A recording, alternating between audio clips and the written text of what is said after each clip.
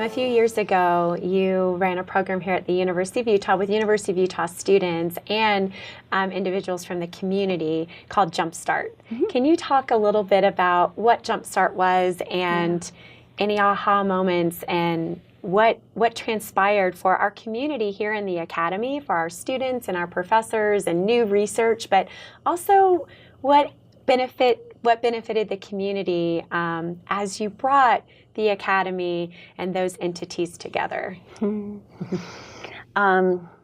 Jumpstart was a program that I developed with a friend of mine and professional in the community named Melissa Bond. She's a writer, a poet. She's also a parent of a child with Down syndrome.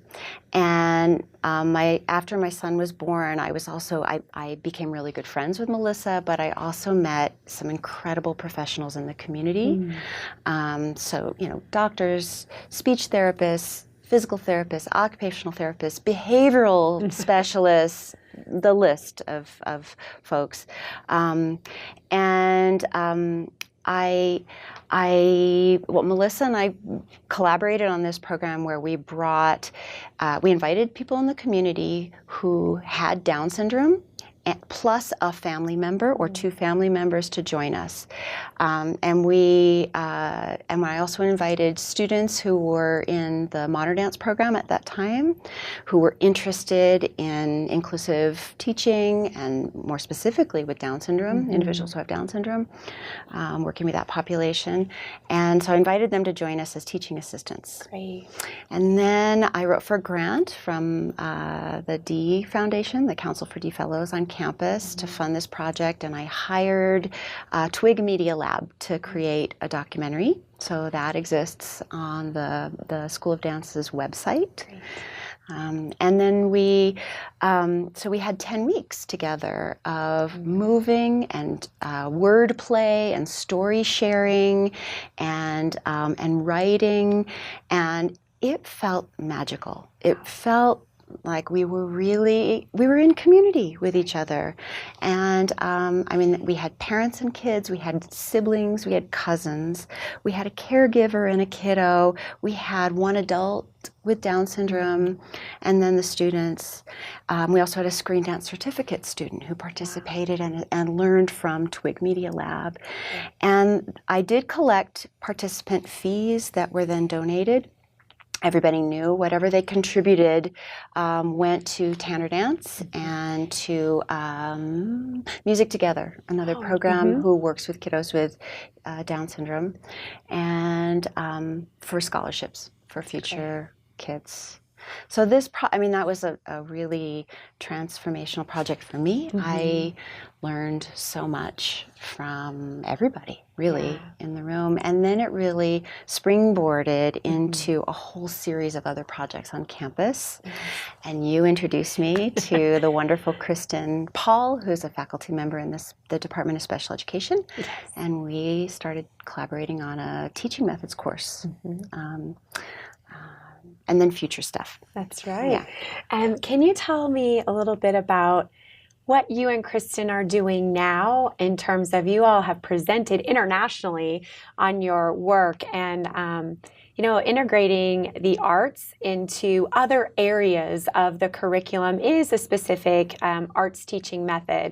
And can you talk a little bit about, you and Kristen are perfect partners because Kristen also has a dance and a ballet background, but how you merge the expertise of special education and what she brings to the table and what you bring as a practicing artist and researcher and scholar, and how you merge your expertise. So one isn't subservient to the other, and just how you continue that magic that you were telling us about. It's been a fantastic collaboration, as you're aware, and we've taught it for 3 years now. We're going on a 4th year coming up, and then just this year decided to start sending out our proposals, and presented in Denmark at the Deaf Blind International Conference in fall, and presented in Texas at the National Dance Education Organization event. So we bring together students in special education and in dance, and we meet on campus, just sharing expertise and backgrounds. And what's really amazing is that we actually are talking about the same things, but we have different language for defining what that is. So we come together and we share our expertise, and then we go out into the community at various sites. And I think we've been at about 18 different sites in the community now. These are special education classrooms, so some are more separated from everyone else in the school, some with inclusive settings, and it's a wide variety of special needs classes. The one that we've gone to the most has been the Utah School for the Deaf and the Blind, and I feel very lucky. I had an opportunity to teach there this fall and work with kids with multiple disabilities, and they were visually impaired as well. So many of those students who come out of the class have gone on to seek teaching licensure or more training in the other area.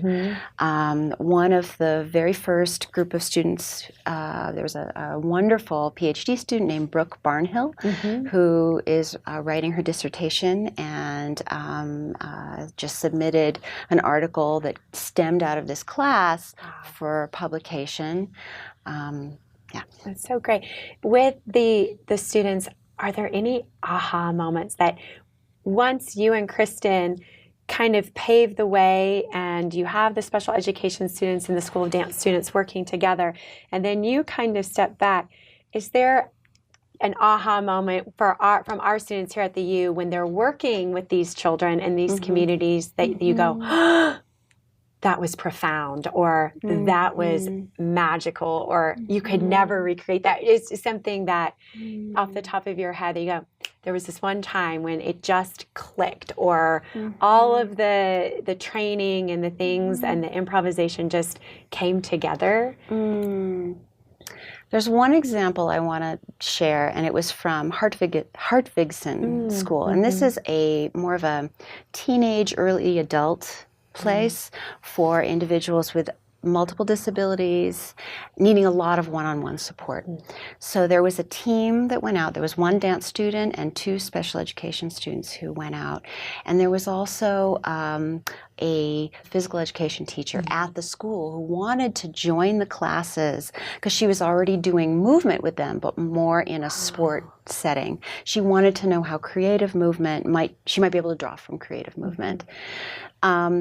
Day one, they come in, and I mean, these are individuals who have an aid. Every individual has an aid with them to help them move through the space. Some of them are in chairs, some of them are able to walk through the space, but they need a lot of support. And day one, they finished the class, and the PE instructor said to the team, I have never seen these kids so engaged and involved. I've never seen them move so much, and I teach them PE. So, I mean, just as I think, in the arts, you bring so much joy. There's so much joy.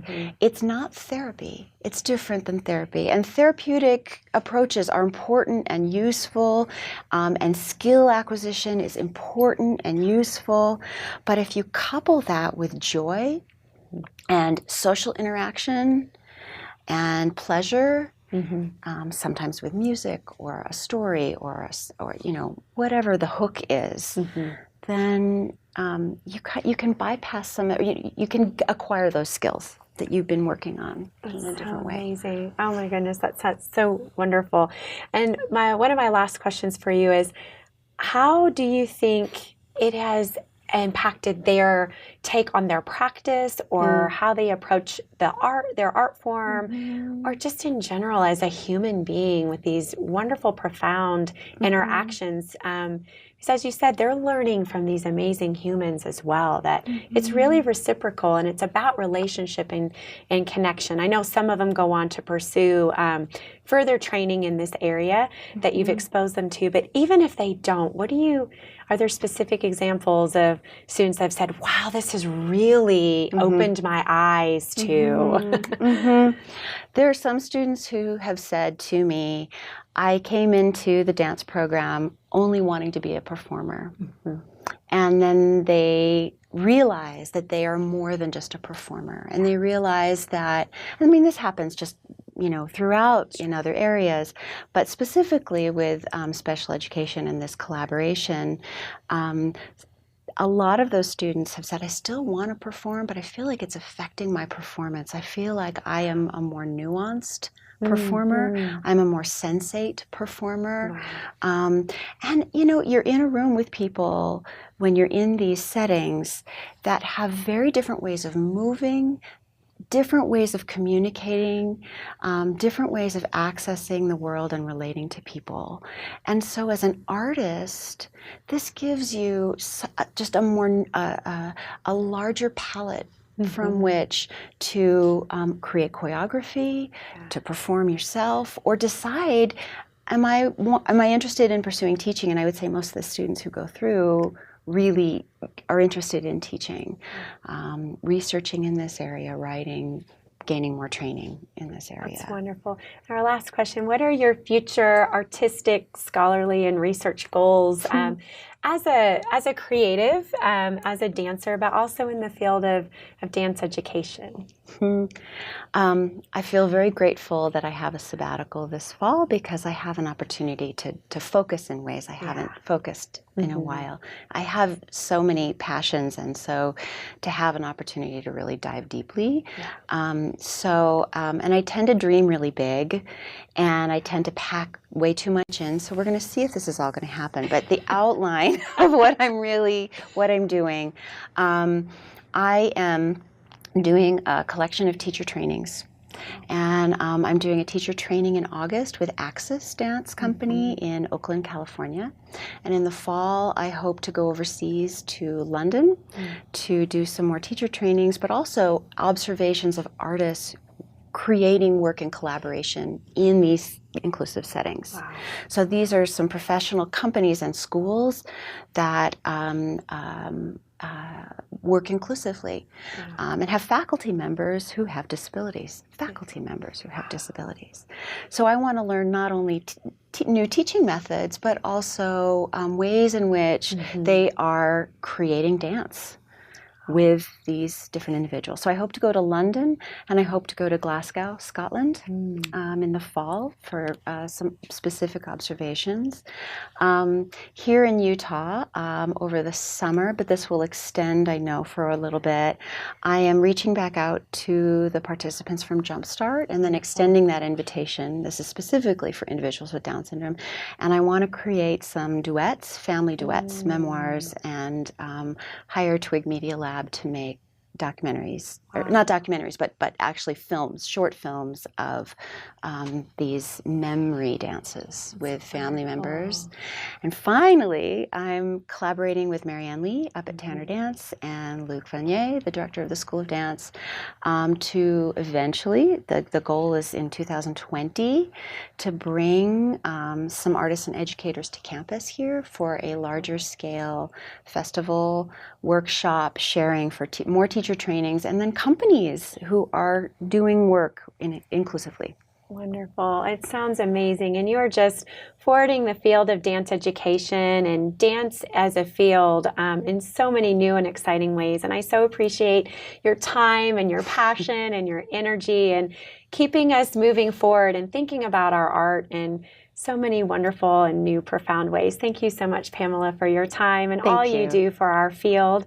Please make sure to research all of Pamela's wonderful resources she spoke about today. I'll make sure they're available to you.